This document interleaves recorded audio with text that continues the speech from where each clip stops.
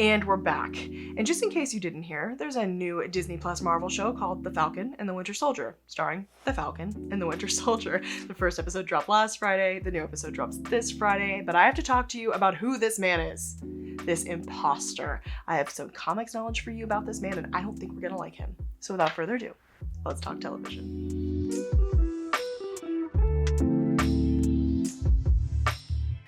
Thank you so much for tuning in. I'm Destiny, and this is Nerd News with Destiny. And if you're new here, I have recapped all of WandaVision. That's the only Marvel show that's been out, but I plan to keep it up through The Falcon and Winter Soldier, and Loki, and also Hawkeye, and also Miss Marvel, and on and on and on. You know how it goes. Okay, look.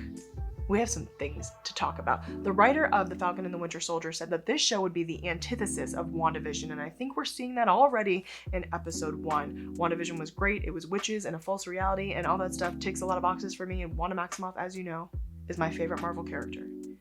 But Bucky Barnes may be one of my favorite MCU characters. So I'm very excited for this show, and I think they're already starting off with a bang. They are hitting real world issues, systemic racism, socioeconomic status, things like PTSD, talking about the people who were left behind in the snap, what they had to deal with, as well as the people who left in the snap. All sorts of really interesting, intense things, of course. But we have to talk about this man, this imposter. His name is John Walker.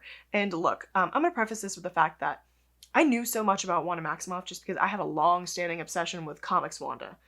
She's my favorite Marvel character. So I just had all of this Wanda knowledge just in my little noodle. I don't have as much of that knowledge about Sam Wilson and Bucky Barnes. Also, MCU Bucky Barnes is based off of a different character and not at all Bucky Barnes. So we'll talk about that a little later. We have to get back to John Walker. I'm so sorry. I just want to preface the fact that I did some research for you. Here's what I have. John Walker is this man who sort of really idealized his older brother, when he was a little kid. His older brother was in the military, and so John followed in his footsteps and went into the military. And when he came out, the first time he became a superhero, he was called Super Patriot. Now, an important thing for you to know about Super Patriot is that he is incredibly conservative and also very Christian. Those two things in and of themselves, of course, not a terrible thing, but in the comics it was used as a stick with which to beat others. In fact, he went around bad-mouthing Captain America, saying that he, as Super Patriot, stood for the real American ideals, which had nothing to do with equity and freedom like Captain America believed in. In fact, they ended up fighting Captain America and Super Patriot. So then later on, Steve Rogers leaves the Captain America mantle because, as you know, he is neutral good, and he did not agree with the ideals being pushed upon him, so he went off and he was calling himself the captain, right? He was not Captain America. Think Nomad Steve sort of situation. And this commission, called the Commission on Superhuman Activities, made John Walker the new Captain America. Okay, the commission doesn't necessarily have equity and freedom on their mind either. Now, after becoming Captain America, John Walker becomes a character who I think he is in this show called U.S. Agent. Now, U.S. Agent wears a sort of Captain America-esque looking costume like we saw, and he uses the vibranium shield, as we saw him have, after Sam had so painstakingly delivered it to the Smithsonian because he felt it was Steve's and it deserved to be there and looked at by the people. It was so sad to see Sam sad about them just spitting in the face of Steve Rogers' wants, and also what Sam deserves. It's clearly a racial thing. Not good. But U.S. Agent, in the comics, he is basically a yes man for the commission, and the commission sends him eventually to sort of babysit the Vision and also the West Coast Avengers. And if you don't know anything about the West Coast Avengers, the only thing you need to know is that the two Hawkeyes are in the West Coast Avengers. That's Clint Barton and Kate Bishop. You can see where we're getting some tie-ins here, right? Possibly. Again, the MCU can do whatever they want. But if we have U.S. Agent and he's not Captain America, who's Captain America? Well, here's what I think. I think that the name of this show is so boring, The Falcon and the Winter Soldier, because they're not going to stay The Falcon and the Winter Soldier. I think Sam Wilson is going to become Captain America. And then, who will be Falcon? Oh, our new favorite, Joaquin Torres, who in the comics, he's such a cutie. I was so shocked by how much I just liked him immediately, and the internet agrees. There were so many TikToks about him. But anyways, he in the comics, establishes himself as like a kick-butt character in his own right. He basically like defeats this like underground group of like villains, but he becomes Cap's sidekick and becomes Falcon in the comics. So we've got Sam going to Cap, we've got Joaquin going to Falcon, and then what about our favorite traumatized hot grandpa?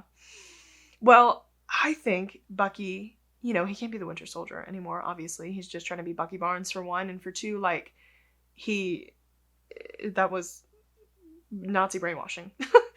But he, if you remember in that scene where he comes out of the house in Wakanda and they call him looking like Jesus and they call him the White Wolf. Well, the White Wolf is an actual character in Marvel Comics. He's not like a huge character, but he's not even Bucky Barnes. He's this other guy who basically wants to become like the best Wakandan. And so T'Challa sees that and he makes him the head of like the Wakandan CIA, basically.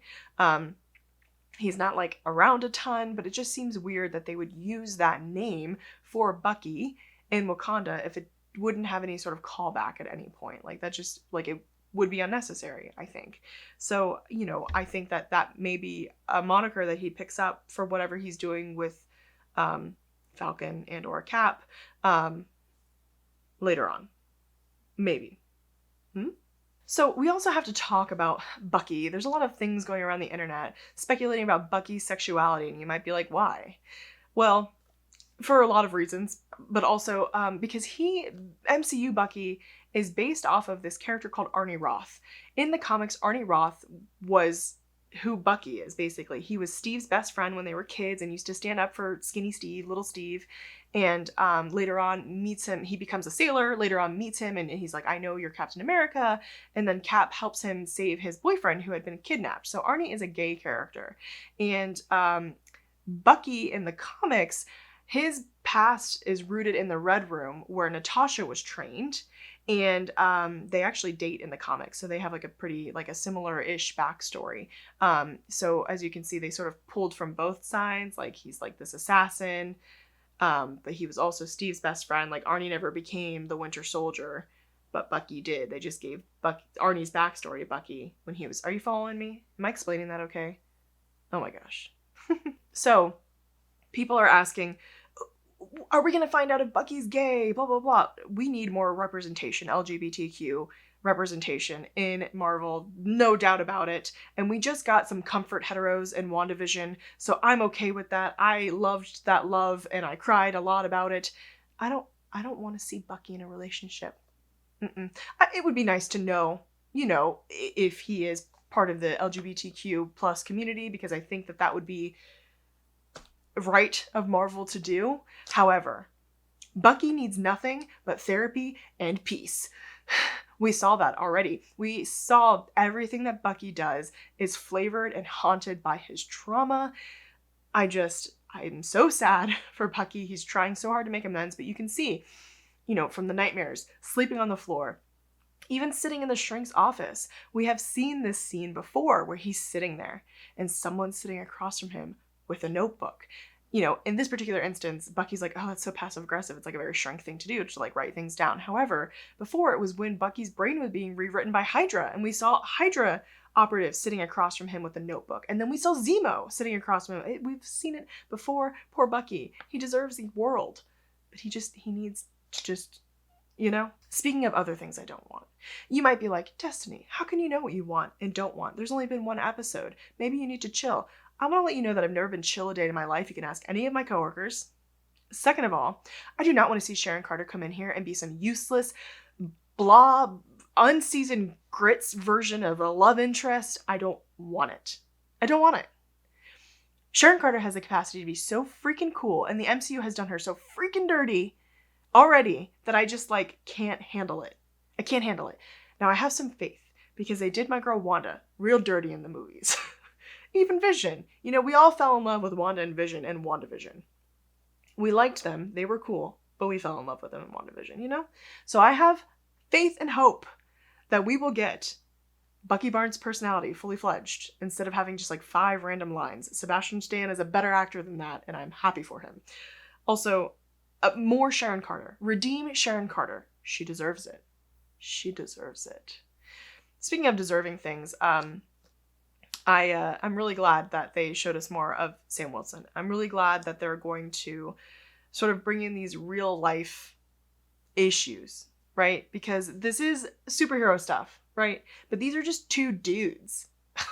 Like, I know Bucky has like the super soldier serum and also like his arm, but also they're just dudes. They don't have any superpowers.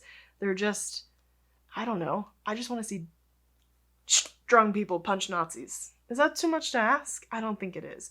But I like the idea of also dealing with real world issues and not like babying us as viewers. I don't think that they are. So I'm excited to see where this show goes. I didn't think I would like it as much as I did. But again, Bucky Barnes, he calls to me. So let me know what you're thinking. I would love to chat with you about it on Twitter at hello_destiny, where I sometimes post pictures of my dog, so it's definitely worth the follow. But I want to know what comics you're reading, if you're liking the show, what you think about these versions of these characters that we love from the comics as well. Yeah, just chat with me. I'd love to chat with you. I'm excited for the new episode. I'll be back next week with more of a little bit of a recap, and we'll talk about some stuff. We'll dig deeper into some other characters. We're going to talk about Sharon Carter and how cool she is, hopefully next week, whenever she makes an appearance in the show.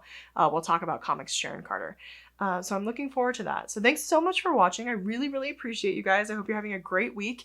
And I will see you guys next time. Same-ish time, same place. And until then, this has been Nerd News with Destiny.